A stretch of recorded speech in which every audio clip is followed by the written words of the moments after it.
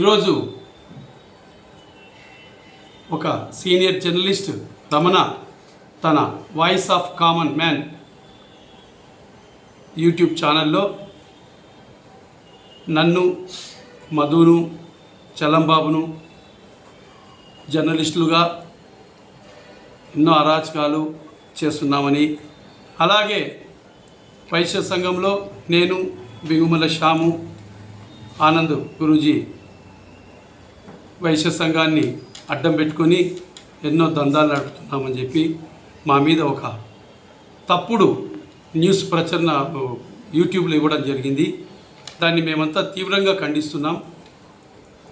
ఇక 2 మాటల్లో ఆ సదరు జర్నలిస్ట్ యొక్క నిజస్వరూపాన్ని మీ ముందు బయట పెట్టదలుచుకున్నా. ఈయన ఆర్యవైశ్యులకు, నేను ఆర్యవైశ్య సంఘానికి, ఆర్యవైశ్యులకు నేను ఎంతో సేవ చేయాలి కాబట్టి ఆర్యవైశ్యులందరినీ సంఘటితం చేసి ఒక మీటింగ్ కండక్ట్ చేయమని చెప్పి మమ్మల్ని, నన్ను, బింగుమల్ల శ్యామ్ను ఒక 8-9 నెలల క్రితం రిక్వెస్ట్ చేసుకుంటే మేము ఆయనతో సరే మంచిదే, ఏదో ఆర్యవైశ్యులకు మంచి జరిగే కార్యక్రమం చేపడతా అన్నాడు కాబట్టి ముందుకు వెళ్ళడం జరిగింది. కానీ మధ్యలో నీ కాన్సెప్ట్ ఏమి, అసలు ఆర్యవైశ్యులకు నువ్వు చేయబోయే కార్యక్రమం ఏమి చెప్పు అంటే, నేను ఇక్కడ చెప్పను, అది స్టేజ్ మీదనే చెప్తాను అని చెప్పడంతో, ఎవరైనా చెప్పండి, ఏ తెలివి ఉన్న వాళ్ళైనా కానీ ఒక కాన్సెప్ట్ నచ్చకుండా, ఒక కాన్సెప్ట్ వినకుండా వారికి సపోర్ట్ చేస్తారా? అందుకు మేము అయితే మేము సపోర్ట్ ఇవ్వలేము. ఎందుకంటే మీరు స్టేజ్ మీద కాంట్రవర్సీ మాట్లాడితే అది it will effect to me, మాకు అది సంఘంలో మాకు ఎఫెక్ట్ ఇస్తుంది మీరు కాంట్రవర్సీ మాట్లాడితే అని చెప్పి మేము అప్పుడు విత్డ్రా చేసుకున్నాం. దాన్ని మనసులో పెట్టుకొని ఆయన ఈరోజు మా మీద ఒక ఐటెం ఇచ్చారు. ఇక ఇతని మీద నేను ఎందుకు అపోహపడ్డానికి కూడా, నీకెందుకు అనుమానం వచ్చిందని కూడా ప్రతి ఒక్కరు ప్రశ్నించుకోవచ్చు. ఎందుకంటే ఇతని గురించి మొదటి నుంచి తెలుసు. గతంలో TV9 హెడ్ రవిప్రకాష్ గారి మీద కర్నూలులో దాడి చేశారు. ఇతను దాడి చేసినాడు. ఆ రోజు నేను తర్వాత నాకు పరిచయం అయిన తర్వాత రవిప్రకాష్ మీద ఎందుకు దాడి చేసినావు అని నేను ఇతన్ని అడిగాను. అడిగితే నన్ను న్యూస్లు అన్నీ వాడుకున్నాడు కాబట్టి నాకు ఏదైనా హెల్ప్ చేయమని అడిగాను, అతను నాకు హెల్ప్ చేయడానికి తిరస్కరించినాడు, అందుకే నేను ఆ విధంగా నేను దాడి చేసినాను అన్నాడు. సరే, ఏ విధంగా హెల్ప్ చేయమని అడిగినావు అని అంటే, అప్పుడు ఉభయ రాష్ట్రంలో అన్ని జిల్లా హెడ్ క్వార్టర్లో స్టూడియోలు పెట్టాలంటే, బేసిక్గా ఈ రమణ ఒక స్టూడియో ఫోటోగ్రాఫరు, మంచి ఫోటోగ్రాఫరు, ఆళ్ళగడ్డలో మాకు సక్సెస్ఫుల్ ఫోటోగ్రాఫరు అని చెప్పి 1,80,00,000 రూపాయల ప్రాజెక్ట్ వరకు ఇచ్చి రవిప్రకాష్నే బ్లాక్మెయిల్ చేసిన మహానుభావుడు ఈయన. 1,80,00,000 రూపాయలు ఈయనకు స్టూడియోలు పెట్టడానికి ఆయనను డిమాండ్ చేస్తే ఆయన వినలేదంట. అందుకు అతని మీద దాడి చేశాడు. మళ్ళీ అదే రవిప్రకాష్ దగ్గర పోయినాడు, కాళ్ళు పట్టుకొని క్షమాపణ చెప్పినాడు. కాళ్ళు పట్టుకొని ఎందుకు క్షమాపణ చెప్పాడు? ఇతని మీద కేసు అక్కడ పెట్టేసరికి కేసు నుంచి బయటపడడానికి కాళ్ళు పట్టుకొని క్షమాపణ చెప్పి, అది మళ్ళీ వీడియో తీపిచ్చి తనే మళ్ళీ దాన్ని సోషల్ మీడియాలో పెట్టేశాడు. అంటే ఒక సైకో మెంటాలిటీ తంది. ఈ సైకో మెంటాలిటీకి ఉన్నప్పుడు అంటే ప్రతి ఒక్కరి దగ్గర పోయేది. రవిప్రకాష్ దగ్గర పోయాడు, అతను వినకపోయేసరికి దాడి చేశాడు. మళ్ళీ తర్వాత మా కుల పెద్ద ఆర్యవైశ్యుల ఆర్యాధ్య దైవంలాగా చూసుకుంటూ ఆర్యవైశ్యులకు అన్ని విధాలుగా ఎప్పుడు ఆర్యవైశ్యులు ఏ కార్యక్రమం చేపట్టినా ప్రతి ఒక్క పుణ్యక్షేత్రాల్లో ఆర్యవైశ్యులు చేసే సత్రాలకైతేమి, అన్నదానాలకైతేమి కోట్ల రూపాయలు విరాళం ఇస్తున్న టీజీ వెంకటేష్ గారి దగ్గరికి పోయి, అప్పుడు నాకు నేను ఒక కాన్సెప్ట్ తీసుకున్నాను, నువ్వు నాకు సపోర్ట్ చేయాలని అడిగితే, ఆ కాన్సెప్ట్ ఏందో చెప్పిన తర్వాత నేను వింటానని చెప్పి అతను నచ్చక అతనికి సపోర్ట్ చేయకపోయేసరికి మళ్ళీ ఆర్యవైశ్యులను వాడుకుంటున్న టీజీ వెంకటేష్ అని చెప్పి మన గౌరవ టీజీ వెంకటేష్ మీద ఒక ఐటమ్. అంటే చూడండి, ఇతను మళ్ళీ ఏవి సుబ్బారెడ్డి గారి దగ్గరికి పోయినాడు. ఆళ్ళగడ్డలో ఇతని స్నేహితునికి నాకే చెప్పాడు. ఇదే రమణ నాకు చెప్పాడు. ఆర్యవైశ్యుల్లో ఒక స్నేహితునికి ఒక 50 లక్షల రూపాయలు పంచాయతీ చేస్తే తనకేదో వస్తుందనుకున్నాడో ఏమో తెలియదు, అది నేనేమంటే మీడియా ముందర మాట్లాడకూడదు, ఎందుకంటే దానికి రేపు పొద్దున అతనికి నాకు ఎవిడెన్స్ అడిగితే అతనిలాగా నేను మూర్ఖంగా నేను చెప్పలేను కదా, ఎంతో ఈ బెనిఫిట్ వస్తుందని ఏవి సుబ్బారెడ్డిని ఆ పంచాయతీ చేయమని అడిగితే ఆళ్ళగడ్డలో ఇద్దరు నాకు తెలిసిన వాళ్ళే నేను పంచాయతీ చేయనని చెప్పడంతో మళ్ళీ ఏవి సుబ్బారెడ్డి మీద ఒక ఐటెం ఇస్తాడు. అలాగే ఒక సజ్జల రామకృష్ణారెడ్డి గారి దగ్గర పోయినాడు గత ప్రభుత్వంలో. రాష్ట్రంలో తనకు ఏదో అన్ని రాష్ట్ర వ్యాప్తంగా ఈ ప్లాస్టిక్ నిషేధం మీద ఒక పెద్ద ప్రాజెక్ట్ ఇతనికి అప్పచెప్పాలని సజ్జల రామకృష్ణారెడ్డి గారి దగ్గర పోయినాడు. ఆయన ఇతన్ని చూసి ఇతను ఒక సైకో అని చెప్పి ఇతన్ని దూరం పెట్టాడు. అతను మళ్ళీ 10 రోజులు ఫోన్ ఎత్తకపోయేసరికి సజ్జల రామకృష్ణారెడ్డి మీద ఒక ఐటెం వేసినాడు. అంటే గతం ఇతని ఒక మెంటాలిటీ కోసం చెప్తున్నా. ఇప్పుడు మా దగ్గరకు వచ్చాడు ఆర్యవైశ్యులకు కొన్ని 100 కోట్ల రూపాయలు ఆర్యవైశ్యులతో వాళ్ళతోనే ఏదో 100 కోట్ల విలువ చేసే విధంగా ఆర్యవైశ్యులను పెంపొందిస్తానన్నాడు. ఎలా పెంపొందిస్తారని మేము అడిగాం. ఏదో ప్రభుత్వం నుంచి 100 ఎకరాలు శాంక్షన్ చేయించుకోవాలంట. అది నా దగ్గర పెట్టిన ఆయన ప్రపోజల్.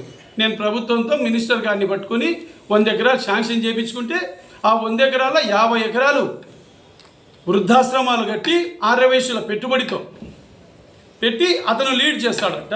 మిగతా 100 ఎకరాలు రియల్ ఎస్టేట్ చేస్తాడంట. అప్పుడు కొన్ని 100 కోట్ల రూపాయల డబ్బులు వస్తాయంట. అది ఆర్యవైశ్యులకు ఖర్చు పెడతాడంట. ఏందండి ఇది ఒక జోక్గా లేదు. ఏమిటి ఇస్తుందండి 100 ఎకరాలు ఒక కులానికి? ఇప్పుడు ఈ నంద్యాలలో ఒక 100 ఎకరాలు ఆర్యవైశ్యులకు ప్రభుత్వం కేటాయిస్తుందా? అది మనల్ని అడగమంటాడు. ఇటువంటి సైకో వ్యక్తి ఈరోజు సరే సీనియర్ జర్నలిస్ట్ అంటున్నాడు. ఒక సీనియర్ జర్నలిస్టు ఒక వ్యక్తి మీద ఆరోపణ చేస్తున్నప్పుడు కనీసం ఆ వ్యక్తి యొక్క వివరణ కోరేంత జ్ఞానమూడిగా లేని స్థితిలో ఉన్నాడు ఈయన. ఒక వ్యక్తి మీద ఆరోపణ చేస్తున్నప్పుడు ఖచ్చితంగా ఆ ఐటంలో వాళ్ళ వివరణ కూడా ఇవ్వాలా. ఒక జర్నలిస్టుగా ఉన్నప్పుడు నువ్వు అది కూడా ఇవ్వలేకపోతివి ఆర్యవైశ్యులుగా. ఈరోజు చెప్తున్నా నేను, మళ్ళీ మేము నీకు సపోర్ట్ చేయలేదని చెప్పి మళ్ళీ ఒక 8 నెలల గ్యాప్ తర్వాత ఈ మధ్య జూన్ 30వ తారీఖున మన సౌజన్య ఫంక్షన్ హాల్లో నువ్వే స్వతహాగా అందరినీ కలిసి ఒక మీటింగ్ కండక్ట్ చేశావు. కేవలం 100 మంది కూడా రాలేకపోయినారు అక్కడికి. 100 మంది వచ్చిన 100 మంది కూడా నీ కాన్సెప్ట్ విని ఒకటే మాట అన్నారు.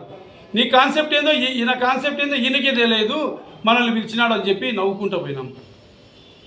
అంటే నీకు సపోర్ట్ చేస్తే ఒకటి, లేకుంటే ఐటమ్ ఇస్తావా? ఈరోజు చెప్తున్నా. ఆ తర్వాత నా దగ్గరికి నా ఇంటికి వచ్చాడు ఇతను. ఈరోజు నేను నా కులదేవత వాసవి మాత మీద ప్రమాణం చేసి చెప్తున్నా, రమ్మని చెప్పండి. ఈరోజు కూడా నంద్యాల వాసవి మాత దేవాలయంలో వాసవి మాత విగ్రహంకి ఎదురుగా నిలబడి ప్రమాణం చేస్తా. అతను రమ్మనండి, ప్రమాణం చేయండి. నన్ను వడ్డీ లేకుండా 5 లక్షల రూపాయలు డబ్బులు అడిగాడు. వడ్డీ లేకుండా 5 లక్షల రూపాయలు డబ్బులు ఇయ్యి నేను మీకు తర్వాత ఇచ్చుకుంటా అన్నాడు. సరే ఎప్పుడు ఇస్తావని అడిగా. ఇప్పుడు అప్పుడని కాదు, ఎప్పుడైనా సరే నా దగ్గర ఉన్నప్పుడు ఇస్తా అని చెప్పి అంటాడు. నేను 5 లక్షల రూపాయలు ఇవ్వడానికి నేను విముఖత చూపించా. ఎందుకు ఇస్తాను చెప్పండి 5 లక్షల రూపాయలు అతనికి వడ్డీ లేకుండా నాకు ఇవ్వాలన్నాడు. గతంలో ఒకసారి నాకు కారు కొని అని చెప్పి వచ్చాడు నా ఇంటికి. ఇవన్నీ లేదని చెప్పండి అతని బిడ్డలను తీసుకురమ్మని, నా బిడ్డలను తీసుకుని వస్తా, అమ్మవారి మీద ప్రమాణం చేస్తాం, కాణిపాకంలో కూడా ప్రమాణం చేద్దాం. కారు కొనియాలని అడిగాడు. కారు కొనియడానికి లేకుంటే మళ్ళీ నా కారు తీసుకుపోయి కొన్ని రోజులు వాడుకొని ఏవి సుబ్బారెడ్డి గారి మీద ఒక కాంట్రవర్స్ ప్రోగ్రామ్ తీసేసరికి మళ్ళీ నాకు తెలిసి నేను నా కారు ఎన్నికి తెప్పించుకున్నాను. ఇటువంటి వ్యక్తిని మనం అతను ఈ విధంగా సోషల్ మీడియాలో చేసి మనల్ని అబాసుపాలు చేయడం అనేది చాలా తప్పు. ఈరోజు కోట్ల రూపాయలు మేము సంపాదించినామంటున్నాడు. ఈరోజు గుండెల మీద చేసుకొని చెప్తున్నా, ఒకరి మోచేతి కింద నీళ్ళు, ఒకరి అన్యాక్రాంతమైన డబ్బులో ఒకరికి దగ్గర బ్లాక్మెయిల్ చేసి సంపాదించే హీనమైన స్థితిలో శ్యామ్ సుందర్ లేడు. రమణ గారు గుర్తుపెట్టుకోండి, అంత హీనమైన స్థితిలో నేను బతకట్లేదు. మొగసిరిగా దమ్మున్నవాని లెక్క వ్యాపారం చేసి సంపాదిస్తాను, కానీ నీ లెక్క తప్పుడు కాన్సెప్ట్లు ఉన్నాయి.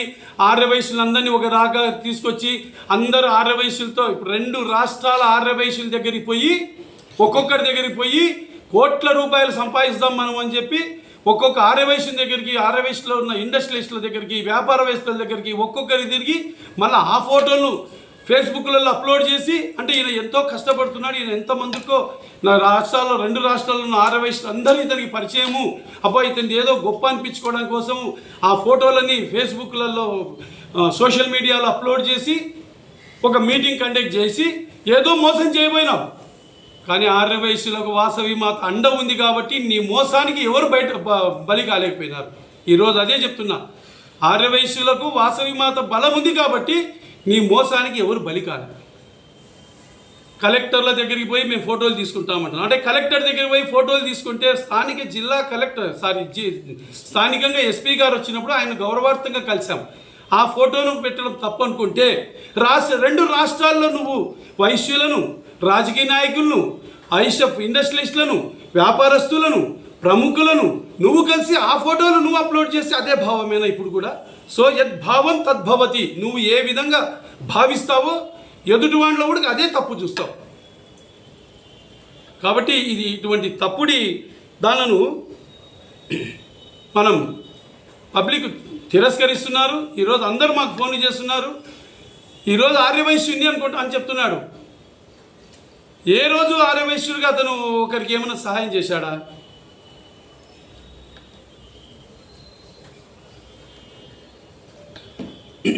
నేను కౌన్సిలర్గా కోట్ల రూపాయలు సంపాదించానంట.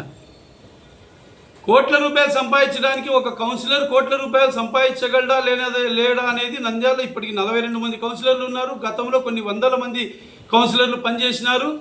నేను కొన్ని ప్రతిపక్షంలో ఉన్న కౌన్సిలర్గా కోట్ల రూపాయలు సంపాదిస్తానా?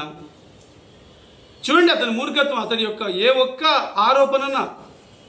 ఆరోపణ కూడా కనీసం బేస్ లేదు. బేస్లెస్గా మళ్ళీ నేను సీనియర్ జర్నలిస్ట్ను అంటాడు.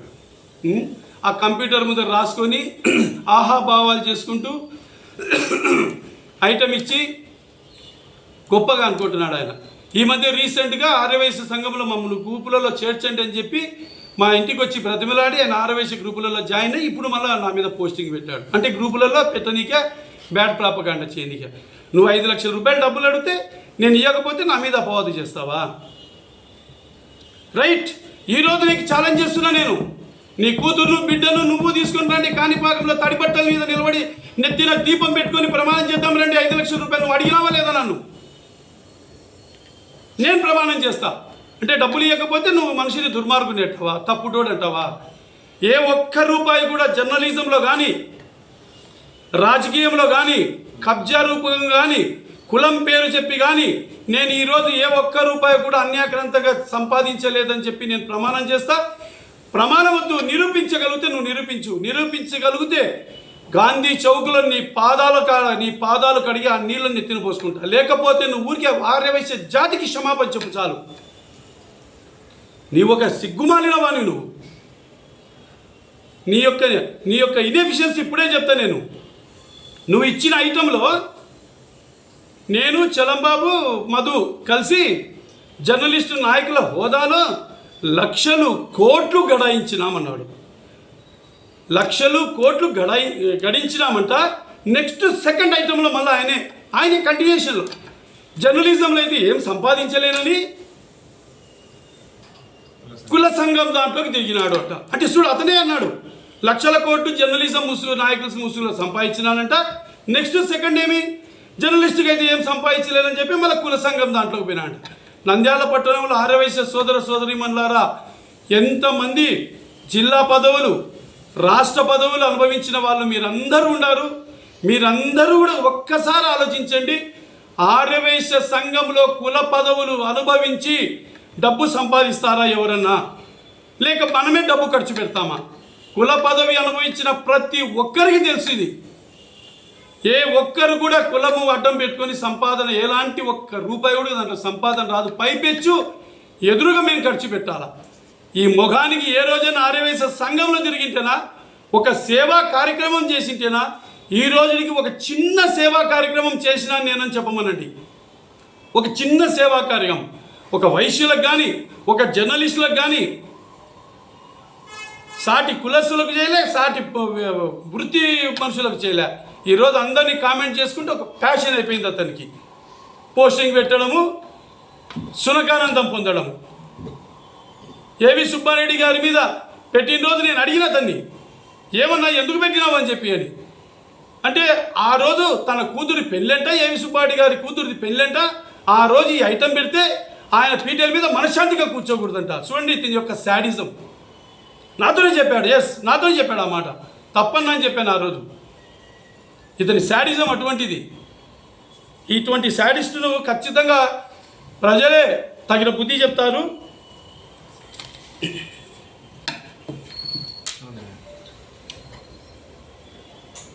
ఇంకోటి చెప్పాడు, ఎస్పీ స్థాయి అధికారితో విచారణ చేపట్టమని. Yes, open challenge. ఎస్పీ స్థాయి అధికారి కాదు, హైకోర్టు జడ్జితో ఎంక్వైరీ చేయించానండి.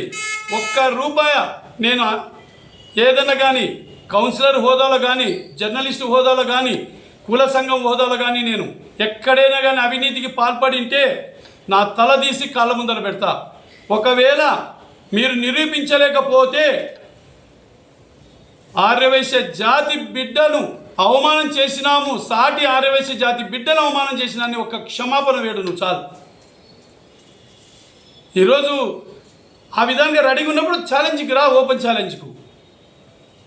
కాబట్టి ఖచ్చితంగా ఇటువంటివి అపవాదులు చేయడం అనేది ఒక తప్పు. ఇంకోటి చెప్పినాడు, నేను క్రిమినల్ కేసులు తప్పించుకోవడానికి జర్నలిస్టు వచ్చినానంట. నీ మొహానికి నేను ఎప్పుడు జర్నలిస్ట్ వచ్చింది కూడా తెలియదు. నా మీద క్రిమినల్ కేసు కొట్టేసిన తర్వాత సంవత్సరం తర్వాత నేను జర్నలిస్ట్గా మారా, అది కూడా తెలియదు. మళ్ళీ నేను సీనియర్ జర్నలిస్ట్ అంటావు. నేను జర్నలిస్ట్కి వచ్చింది 17 సంవత్సరాల క్రితం. నా మీద ఉన్న క్రిమినల్ కేసు తప్పుడు కేసు అని గౌరవ కోర్టు దాన్ని కొట్టేసిన తర్వాత నేను సంవత్సరం తర్వాత జర్నలిస్ట్కి వచ్చా, అది కూడా నీకు తెలియదు. నీ ముఖానికి జర్నలిస్టు ముసుగులో నేను తప్పు చేసినానంటావు. నేను జర్నలిస్టునే కాదంటావు. నేను జర్నలిస్టులు కాకుంటే గౌరవమైన ఒకటి ఆర్ఎస్ఎస్ బీజేపీ అనుబంధ సంస్థ అయిన సంస్థ నాకు రాష్ట్రంలో నేను రాసిన ఒక ఆర్టికల్కు గౌరవంగా నారద అవార్డు, స్టేట్ అవార్డు ఇచ్చింది. నీ ముఖానికి ఏ ఒక్కడ అవార్డు ఇంతవరకు తీసుకోలే. ఎందుకు? నిజాయితీగా రాయవు కాబట్టి. నువ్వు స్టేట్ అవార్డు తీసుకున్నా, నేను నారద అవార్డు. ఒకే ఐటమ్, మా ధైర్యాన్ని చూసి దైవాలే తలదించగాని ఒక ఐటమ్ ఇచ్చి నేను అవార్డు తీసుకున్నా. నన్ను జర్నలిస్టే కాదు, జర్నలిస్టు ఎవరో కూడా తెలియదు. ఒక జర్నలిస్టు కష్టం వచ్చినప్పుడు ఏడున్నావు నువ్వు?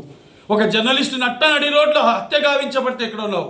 ఒక జర్నలిస్టు మీద తప్పుడు అటెంప్ట్ మర్డర్ కేసు పెడితే ఎక్కడ ఉన్నావు? ఒక జర్నలిస్టులు కొట్టినప్పుడు ఎక్కడున్నావు? జర్నలిస్టుల మీద దాడి చేసినప్పుడు ఎక్కడున్నావు? జర్నలిస్టుల మీద తప్పుడు కేసులు పెడితే మేము నిరాహార దీక్షలు చేస్తే ఎక్కడున్నావు? ఎక్కడో మూలన దాచిపెట్టుకున్నావు. నువ్వు ఈరోజు మాట్లాడతావు సిగ్గు లేకుండా. మళ్ళీ పైపెచ్చు దాన్ని ఫరూక్ గారికి అంటగడతావా? నిజాయితీపరుడు ఫరూకు, 40 ఏళ్ళ అనుభవం ఉంది. అతనికి ఎవరు మంచి వాళ్ళో ఎవరు చెడ్డవాళ్ళో నీతో చెప్పించుకునేంత హీన స్థాయిలో ఫరూక్ గారు కానీ ఫిరోజ్ గారు కానీ లేరు.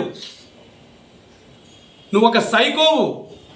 40 ఏళ్ళ అనుభవం ఉన్న ఆయన ఎవరు మంచోళ్ళో ఎవరు చెడ్డలో తెలుసుకోలేదని చెప్పి ఆయనకు నువ్వు సలహా ఇచ్చేంత స్థాయి నీకు లేదు. నువ్వు నిక్కర్లేసినావు ఆయన రాజకీయంగా ఓనామాలు దిద్దినప్పుడు. కాబట్టి ఇది పద్ధతి మానుకో.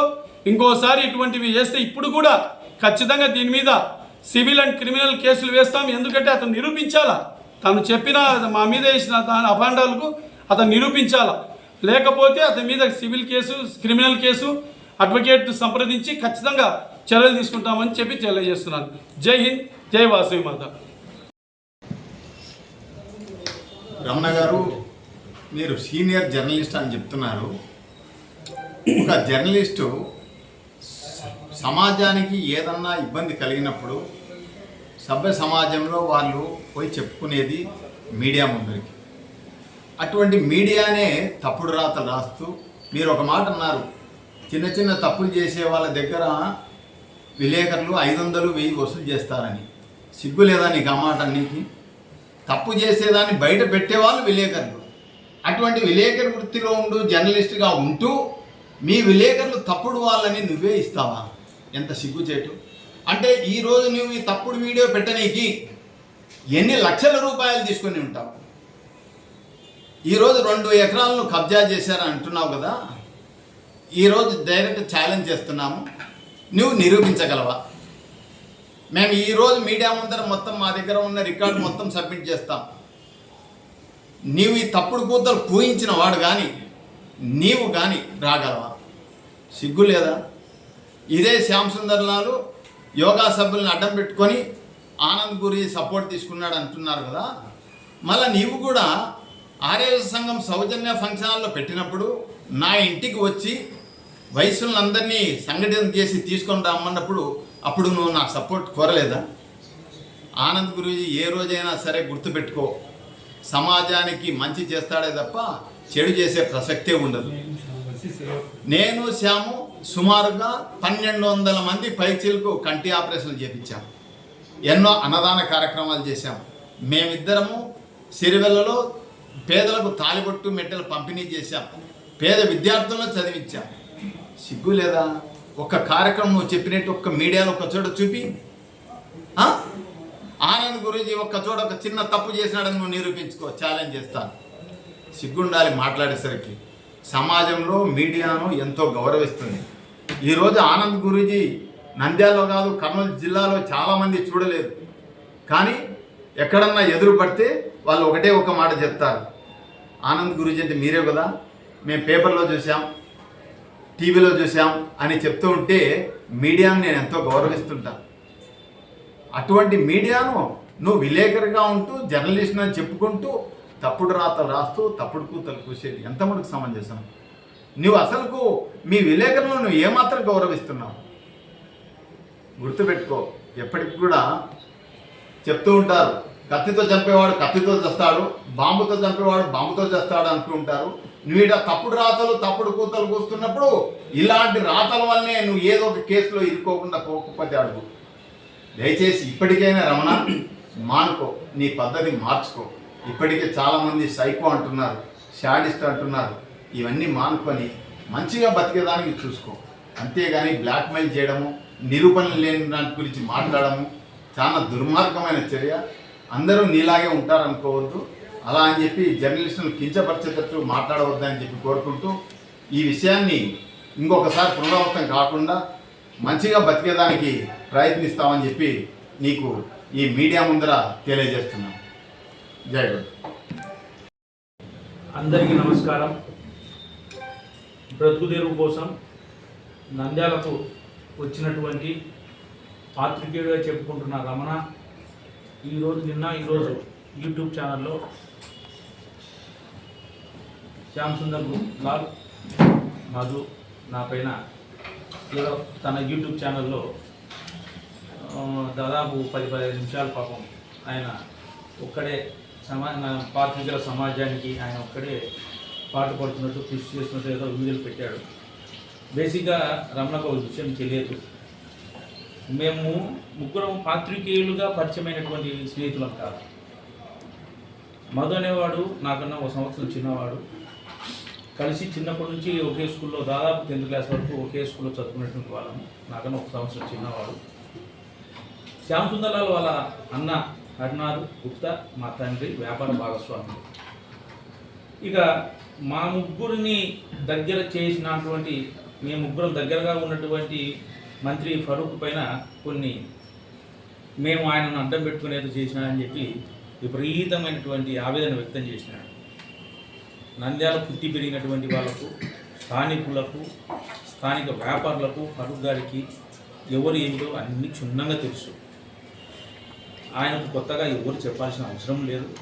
ఫరూక్ గారితో మా తండ్రి గారికి కానీ, శ్యామ్ సుందర్ వాళ్ళ అన్నగారికి కానీ, మధు వాళ్ళ ఫాదర్ ఇంజనీర్గా పనిచేసి చనిపోయాడు, ఆయన కానీ మంచి పరిచయాలు అనే విషయం బహుశా రమణకు తెలియకపోవచ్చు. అయితే ఒకటి విషయం నేను రమణకు చెప్పదలుచుకున్నాను.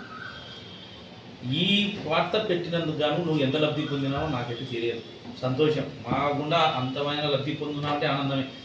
గతంలో కూడా కొంతమంది పాత్రికేయులు సోషల్ మీడియాలో రకరకాలుగా రాసిన వాళ్ళు మన పాత్రికేయ మిత్రులే.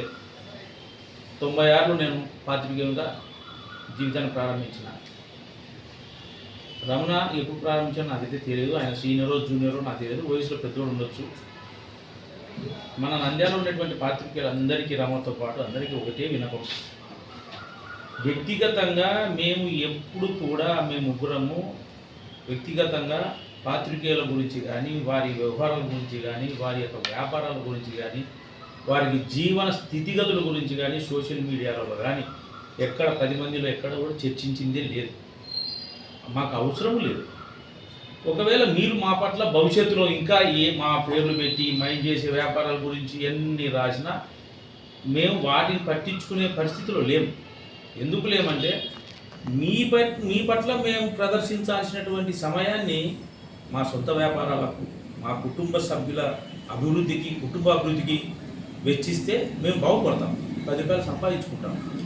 ఇక మేము ముగ్గురము ఈ స్థితికి వచ్చినప్పుడు మేము ముగ్గురము ఇప్పుడున్నటువంటి పరిస్థితికి అసూయపడి కొంతమంది, ఆ అసూయ అనే దానికి మందు లేదు, దానిని ఎవరు ఏం చేయలేము. గత 20 సంవత్సరాల నుంచి 20 ఏళ్ళ నుంచి మేము పాత్రికే ఉంటాం. ఎస్పీ రెడ్డి దగ్గర 3 టర్ములు నేను పిఆర్ఓ పనిచేసిన. చంద్యాల చుట్టుపక్కల నాయకులందరూ పరిచయం ఉంది, అందరితో పరిచయం ఉంది. కొత్తగా మేమేమి నాయకులు పరిచయం అయ్యి దగ్గరైంది కాదు కదా.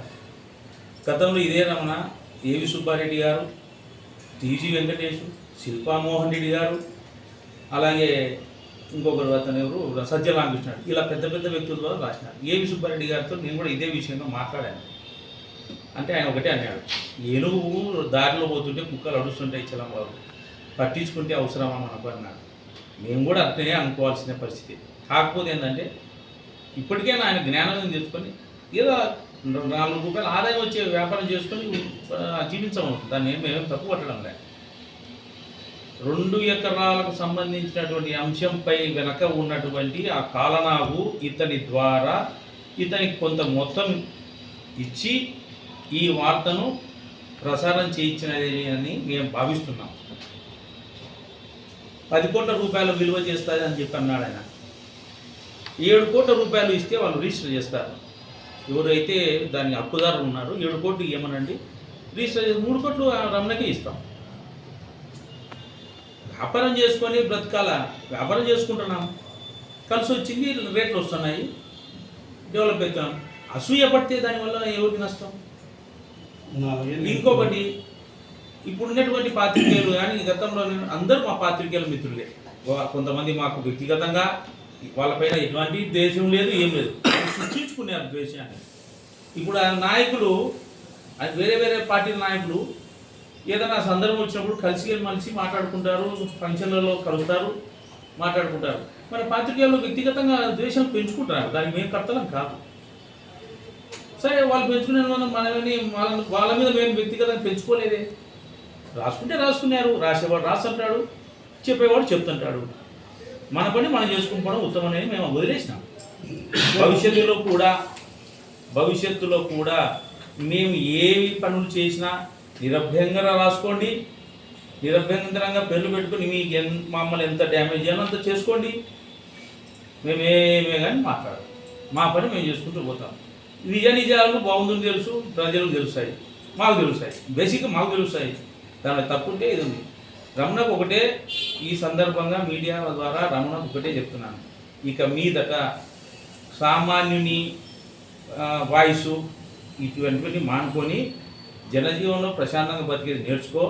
ఫస్ట్ ఆఫ్ ఆల్ నంద్యాలలో ఎవరు ఏందని తెలుసుకో. నీ ఇష్టం వచ్చినట్టు ఇదే విధంగా ఉంటే ఎప్పుడు ఇదే విధంగా ఒక కాలం ఉండదు. ఒక రోజు ఉన్నటువంటి ఆలోచన విధానం మనుషులకు ఇంకొక రోజు ఉండదు. దయచేసి రమణకు నా స్పెషల్ రిక్వెస్ట్, మానుకోయి. నిజంగా వార్తలు చూపించు, తప్పులేదు. మీరు ఏదైనా తప్పుడు వార్తలు, మీడియా ప్రతినిధులకు జీతాలు రావు, జీతాలు లేక ఇబ్బంది పడుతున్నటువంటి పాత్రికేయులు 500, 1000 ఆశిస్తారు అంటున్నారు. మరి జీతాలు రావు, ఈ పాత్రికేయ వృత్తులు అన్నప్పుడు దీనిలోకి ఎందుకు రావాలా? వచ్చి 500, 1000 రూపాయలు వాళ్ళ దగ్గర ఎందుకు అడుక్కోవాలా? ఇతర ఆదాయ మార్గాలు, ఇతర వ్యాపారాలు చేసుకునే దానికి అవకాశం ఇవ్వచ్చుదా? అంటే ఇక్కడ పాత్రికేయులు 500, 1000 రూపాయలకు అడక తినే వాళ్ళ లెక్క మాట్లాడుతున్నాము. ఇది ఎంతవరకు సబబు? పాత్రికేయులను అవమానం చేసేటట్టుగా మాట్లాడుతున్నది ఎవరు? నువ్వు మాట్లాడుతున్నావు. జీతాలు లేకపోతే వాళ్ళు 500, 1000 ఆశిస్తారంటావు. అంటే ఎంతమందికి నువ్వు 500, 1000 రూపాయలు ఇప్పించినావు? ఆ లిస్ట్ ఏమన్నా నీ దగ్గర ఉందా? తప్పు రమణ. మన పాత్రికేయులను అఘోరపరిచి మాట్లాడినావు నువ్వు. ఈ మాటలు వెనక్కి తీసుకో. అట్ ది సేమ్ టైం మంత్రి ఫరూక్కు శ్యామన్ ఏందో, చలంబాబు అంటే ఏందో, మధు అంటే ఏందో స్పష్టంగా తెలుసు. ఆయన కోసం మేము ఏం చేస్తామనేది తెలుసు, మా వ్యక్తిత్వం తెలుసు, మా యొక్క కుటుంబ పరిస్థితులు తెలుసు, మా కుటుంబ సభ్యుల వివరాలు తెలుసు, మా పెద్దల యొక్క స్నేహము తెలుసు ఆయనకు. నువ్వు ఆయన కొత్తగా మా గురించి చెప్పాల్సిన అవసరమే లేదు. నంద్యాల పుట్టి పెరిగిన ప్రతి ఒక్కరికి తెలుసు. బ్రతుకుదేరు కోసం నంద్యాలకు వచ్చినట్టు నీకు తెలిసేమో. విలేకరులు నాయకులుగా ఉండి సంఘంలో ఏపీడబ్ల్యూజే సంఘంలో నాయకులు కోట్ల రూపాయలను సంపాదించండి. మాకన్నా ముందు ఉన్నటువంటి ఏపీడబ్ల్యూజే సంఘం నాయకులు చాలామంది సీనియర్లు ఉన్నారు. ఇప్పుడు సీనియర్లు సరే వయోభారం వల్ల అనారోగ్య కాలంలో మౌనంగా ఉన్నారు. మరి వాళ్ళు ఎంత సంపాదించారు ఆ కాలంలో? మాకన్నా ముందు పనిచేసే వాళ్ళు చాలామంది ఉన్నారు కదా, మరి వాళ్ళు కూడా సంపాదించినారు కదా. అంటే ఇప్పుడు వాళ్ళు ఆ రోజు ₹1,00,000 అనుకుందాం, ఇప్పుడు కోట్లు అనుకుందాం. తప్పుడు ప్రచారం చేయడం అనుకుంటే నీకు మంచిది. మేము ఖచ్చితంగా ఇతని పైన పరువు నష్టం కానీ అందరం కూర్చొని చర్చించుకొని పరువు నష్టం దావా వేయడమా లేదా కేసులు పెట్టడం అనేది ఆలోచన చేస్తాం. చట్టపరంగానే చర్యలు తీసుకుంటాం. వ్యక్తిగతమైన దాడులకు ఇంకోటి అవసరమే లేదు. చట్టపరంగా మాట్లాడుకుందాం. ఎందుకంటే నంద్యాలలో ఎప్పుడు కూడా వ్యక్తిగత దాడులకు కానీ దౌర్జన్యానికి కానీ తాగులేదు, భవిష్యత్తులో కూడా ఉండకూడదని కోరుకుంటాం. చట్టపరంగానే చర్యలు తీసుకునేదానికి మేము ఆలోచన చేస్తాం. పాత్రికేయ మిత్రులందరికీ నా నమస్కారాలు. ఈరోజు సీనియర్ పాత్రికేయుడి హోదాలో రమణ పాత్రికేయులుగా ఉన్న మా ముగ్గురిపై ఇచ్చిన వార్తను పూర్తిగా ఖండిస్తున్నాము. ఆ వార్తలో అన్ని అవాస్తవాలను అతను ప్రస్తావించాడు. పాత్రికేయుల అసోసియేషన్ను ఏపీడబ్ల్యూజేని అడ్డం పెట్టుకొని మేము దందాలను కోర్టు లక్షలను గడించామని ఆయన చెప్పడం అవాస్తవము. ఆ విధంగా మేమేమైనా సంపాదించుతానని మీ దగ్గర ఆధారాలుంటే పత్రికాముఖంగానే బయటపెట్టాలని కోరుతున్నాము. లేని పక్షంలో మేము తీసుకునే లీగల్ చర్యలకు ఖచ్చితంగా ఏదో ఒక రోజు సమాధానం చెప్పే తీరుతావు. ఇంకో విషయము, ఆయన వార్తలో చెప్పిన ఏకైక నిజం, ఫరూక్ గారు 40 సంవత్సరాల్లో మచ్చలేని వ్యక్తి. అదేవిధంగా నేను ఫరూక్ గారి గురించి ఎన్నికల సమయంలో ఎన్నికలకు ముందు కూడా మచ్చలేని వ్యక్తిగానే 2-3 వార్తలు వేశాను. నా దగ్గరికి వస్తే ఆ వార్త చూపించడానికి నేను సిద్ధంగా ఉన్నాను. ఫరూక్ గారు నీతిమంతులను ఒక్క వాక్యమే అతని వార్తలో నిజం ఉంది, మిగతాదంతా కూడా అభూత కల్పన. ఫరూక్ గారు మాకు ఇస్తున్న గౌరవాన్ని ఏదో విధంగా దూరం చేయాలని కుట్రలో భాగంగా కొందరి ప్రోద్బలంతోనే ఆ వార్తా కథనాన్ని అందించాడు. ఒక పాత్రికేయుడిగా, ఒక సీనియర్ పాత్రికేయుడిగా, నీకన్నా సీనియర్ పాత్రికేయుడిగా చాలా సమాధానం చెప్పగలుగుతాను. ప్రతి వార్తకు కూడా నా దగ్గర స్పష్టమైన సమాచారం ఉంటుంది. నా వార్త పరంగా ఫరూక్ గారు ఏదో చేయబోతున్నారు, ఫరూక్ గారికి నేను ఏదో లబ్ధి చేకూర్చాలనుకుంటాను. ఆ వార్తను ఒక సీనియర్ పాత్రికేయుడిగా పరిపూర్ణంగా చదివి దాన్ని సంపూర్ణంగా మరో వార్త రూపంలో నేను ఇచ్చిన వార్తకు ఖండనగా ఇస్తామని భావిస్తున్నాను.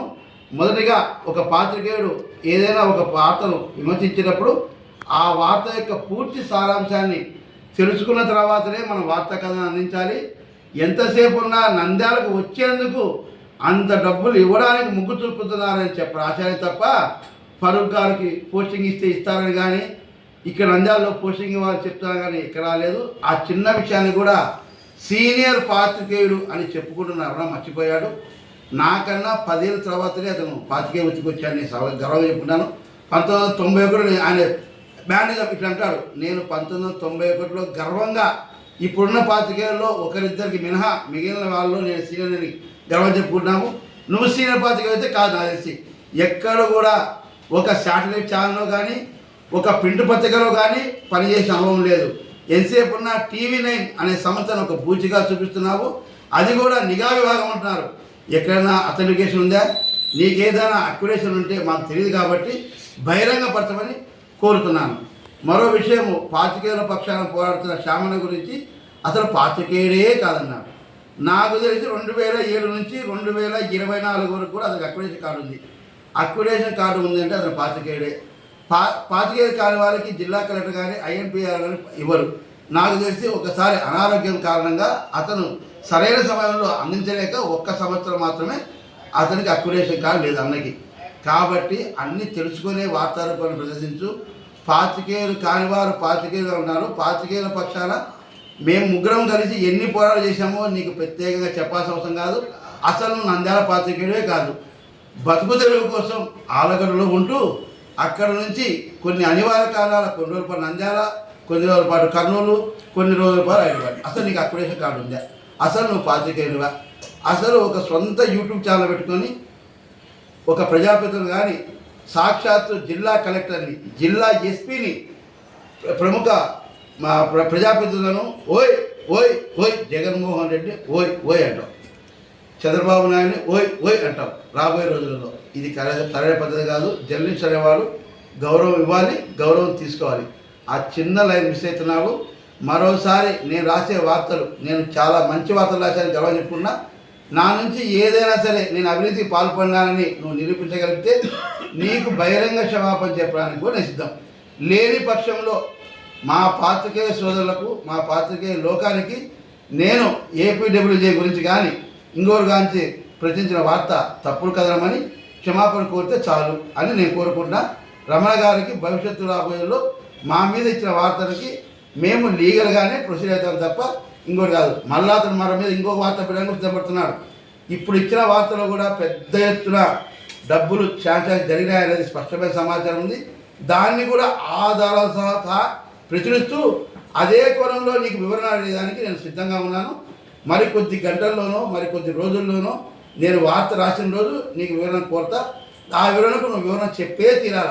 నువ్వు ఏమి చెబితే దాన్ని మాత్రమే నేను పబ్లిష్ చేస్తా. అందుకు ఇప్పటివరకు నా యొక్క వివరణకు విన్నందుకు అటు పాత్రికేయులకు, నంద్యాల జిల్లా ప్రజలకు మనస్ఫూర్తిగా కృతజ్ఞత తెలుపుకుంటున్నాను. అందరికీ నమస్కారం. ఈరోజు సీనియర్ పాత్రికేయులు రమణ గారు ఒక వీడియో రిలీజ్ చేయడం జరిగింది. దాంట్లో ఆర్యవైశ్య కుల పెద్దలను ఆశ్రయించి కుల పదవులు పొందుతున్నారన్నారు. తప్పుడు, మీకు తెలిసిన విషయం చాలా తప్పు. ఆర్యవైశ్య కుల పెద్దల దగ్గర పోయేసరికి ఇక్కడ కులానికి సేవ చేసేటనే వాళ్ళు పదవులు ఇస్తారు, కానీ వాళ్ళ కాడి పోయి నమస్కారం పెడితేనే పదవులు ఇయ్యరు. అది ఫస్ట్ మీరు తెలుసుకొని మాట్లాడండి. అలాగే కులం పదవులు అడ్డం పెట్టుకుని దందా చేస్తామని చెప్పినారు. నంద్యాల మొత్తం కాదు, చుట్టుపక్కల ఎక్కడైనా కానీ విచారించుకోండి. ఎక్కడైనా దందా జరిగిన పరిస్థితులు ఉన్నాయా, లేదంటే దానికి చాలా మీరు క్షమాపణ చెప్పాల్సి వస్తుంది. అలాగే ఈరోజు నంద్యాలలో ఆర్యవైశ్యులు ఏ సమస్య వచ్చినా కానీ కౌన్సిలర్గా ఉంటూ ఆర్యవైశ్యుల్లో సేవ చేసే భావంతో ఉన్న కండేశ్యామ దగ్గరికి వస్తున్నారు. ఆయనతో పాటు మేము సహాయం చేసుకుంటున్నాం, ఆనందంగా ఉంటున్నారు. ఎందుకు వస్తున్నారండి? ఇక్కడ న్యాయం జరుగుతుంది కాబట్టి వస్తున్నారు. మీకు ఆ జ్ఞానం లేదా? ఎలా మీ ముందే మా షాప్లో కూర్చున్నప్పుడు మీ ముందే 2-3 సార్లు పంచాయతీ మాట్లాడినాము. అప్పుడు మీ దాంట్లో కనీసం జ్ఞానం కూడా ఉపయోగించుకోవడం లేదే. మేము మాట్లాడేదానికి ఏమాత్రం సపోర్ట్ చేయకుండా మీరు పక్కకి వెళ్ళిపోతారంటే ఆర్యవైశ్యుల గురించి మాట్లాడడం, ఆర్యవైశ్యుల మీద బాధ్యత లేదా మీకు? అలాగే ఏ రోజండి మీరు మీటింగ్ కోసం వచ్చి మా కోసం ఏ రోజు రూపాయి ఖర్చు పెట్టినారండి? ఒక వ్యక్తిని కలవడానికి హైదరాబాద్ పోవాలంటే ఒకసారి పోయినప్పుడు కండేశామని ఖర్చు పెట్టినాడు, రెండోసారి పోయినప్పుడు కండేశామని ఖర్చు పెట్టినాడు. ఈడ మీటింగ్ పెట్టాలంటే చిన్న ఖర్చు కానించి మేము భరించినాం. ఎందుకు? ఆర్యవైశ్యులకు మీరేదో చేస్తారని మాకు ఆశ. అంటే కులం కోసం పనిచేస్తున్నాం, కులంలో అందరూ బాగుపడతారని ఒక ఆశతో మేము సపోర్ట్ చేశాము. అవి కాన్సెప్ట్ నచ్చలేదు. మీరు మాకు కూడా కాన్సెప్ట్ చెప్పకుండా మీకు కూడా చెప్పానంటే మీతో పాటు తిప్పుకుంటారు, ఖర్చు పెట్టించుకుంటారు, అన్నీ చేస్తారు. కాన్సెప్ట్ మాత్రం చెప్పరు. బయట అడిగితే మాకేం విలువ ఉంటుంది, ఏం కాన్సెప్ట్ మీద వస్తున్నారంటే.